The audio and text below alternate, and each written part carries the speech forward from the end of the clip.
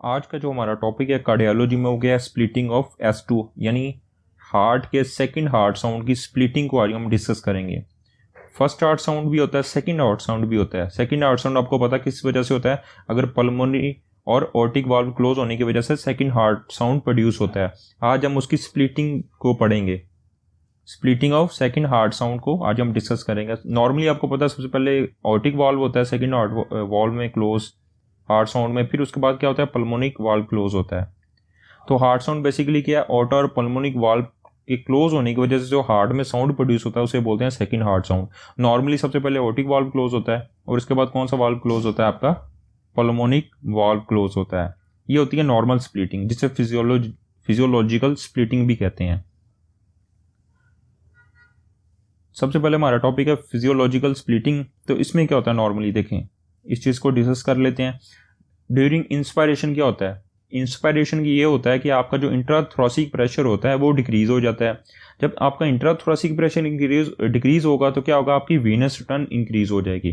ये नॉर्मली होता है। इंस्पायरेशन में क्या है? इंट्राथोरेसिक प्रेशर है, जो आपका थोरेक्स का प्रेशर है वो क्या होगा? वो थोरेक्स के अंदर जो प्रेशर है वो डिक्रीज हो जाएगा और उसकी वजह से क्या होगा? आपकी जो वीनस रिटर्न है वो ज़्यादा हो जाएगी, ज़्यादा ब्लड हार्ट की तरफ आएगा। आपको पता हार्ट के 4 चैम्बर्स हैं। तो बेसिकली वीनस रिटर्न होने की वजह से क्या होगा? आपका जो राइट एट्रियल है उसका प्रेशर उसकी फीलिंग ज़्यादा हो जाएगी। जब राइट एट्रियल की फीलिंग ज़्यादा होगी तो राइट वेंट्रिकल्स में ब्लड ज़्यादा होगा और राइट वेंट्रिकुलर कॉन्टैक्ट ज़्यादा करेगा, जिसकी वजह से क्या होगा? स्ट्रोक वॉल्यूम आपका बढ़ जाएगा। ठीक है, जब आपका स्ट्रोक वॉल्यूम बढ़ जाएगा इस वजह से आपका क्या होता है इंस्पायरेशन में क्या होगा? ये चीज़ें आपको जो पल्मोनिक वाल्व है वो इसकी वजह से क्या होगा? डिले क्लोज होता है, क्योंकि इसके अंदर बर्डन ज़्यादा होता है। इसकी वजह से ये नॉर्मली क्या होगा? डिले क्लोज होगा पल्मोनिक वाल्व। अब देखें यहाँ पे लिखा फर्स्ट एड में क्या इंस्पायरेशन में क्या होगा? आपका जो इंट्राथोरेसिक प्रेशर वो डिक्रीज हो जाएगा। जब आपका इंट्राथोरेसिक प्रेशर डिक्रीज होगा क्या होगा? आपकी वेनस रिटर्न ज़्यादा आएगी। वेनस रिटर्न का मतलब क्या? हार्ट की तरफ ब्लड ज़्यादा आएगा। जब हार्ट की तरफ ब्लड ज़्यादा आएगा क्या होगा? राइट वेंट्रिकल्स की फीलिंग ज़्यादा होगी, राइट एट्रियम की फीलिंग ज़्यादा होगी, फिर उसके बाद राइट वेंट्रिकुलर की फीलिंग ज़्यादा हो जाएगी। उसके बाद क्या होगा? राइट वेंट्रिकुलर जब उसके अंदर ब्लड ज़्यादा आएगा वो ज़्यादा फोर्स से कॉन्ट्रैक्ट करेगा, जिसकी वजह से स्ट्रोक वॉल्यूम ज़्यादा होगा और राइट वेंट्रिकुलर की इजेक्शन टाइम है वो बढ़ जाएगा क्योंकि ज़्यादा उसमें ब्लड आ रहा है। और इसी वजह से क्या होगा? जो पल्मोनिक वाल्व है वो डिले क्लोज होता है।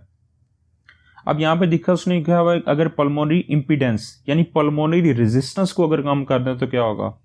अगर पल्मोनरी रेजिस्टेंस को हम कम कर देते हैं यानी उसकी रेजिस्टेंस को ही कम कर दें तो क्या होगा? क्योंकि जो पल्मोनरी सर्कुलेशन है उसके अंदर क्या होगी? उसकी कैपेसिटी ज़्यादा हो जाएगी यानी ब्लड ज़्यादा आएगा। जब उसके अंदर पल्मोनरी सर्कुलेशन में ब्लड ज़्यादा आएगा उसकी कैपेसिटी बढ़ जाएगी और इसी वजह से ये कहाँ पे होता है? ये ड्यूरिंग इंस्पायरेशन के अंदर होता है। ठीक है, ड्यूरिंग इंस्पायरेशन पल्मोनरी रेजिस्टेंस कम हो जाएगी। यहाँ पे लिख भी लेते हैं, अगर पल्मोनरी इंपीडेंस यानी पल्मोनरी रेजिस्टेंस कम कर दे जिसकी वजह से राइट एट्रियम में ब्लड ज़्यादा आएगा, फिर राइट वेंट्रिकल की फीलिंग ज़्यादा होगी और इसी वजह से क्या होगा? आपका मजीद डिले, आपका पल्मोनिक वाल्व मजीद डिले होगा, क्लोज होगा। ये ड्यूरिंग इंस्पायरेशन होते हैं। और पल्मोनिक कैपेसिटी बढ़ जाती है। जब पल्मोनिक कैपेसिटी बढ़ेगी जिसकी वजह से क्या होगा? स्ट्रोक वॉल्यूम बढ़ जाएगा।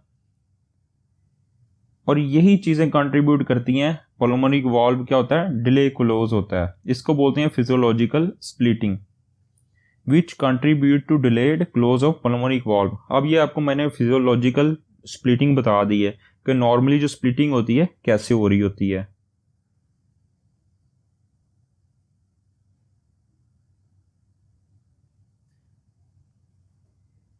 जब पल्मोनरी कैपेसिटी बढ़ जाएगी उसी वजह से क्या होगा?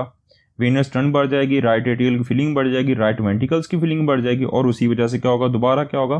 क्लोज हो जाएगा आपका पल्मोनिक वाल्व, डिले क्लोज होगा।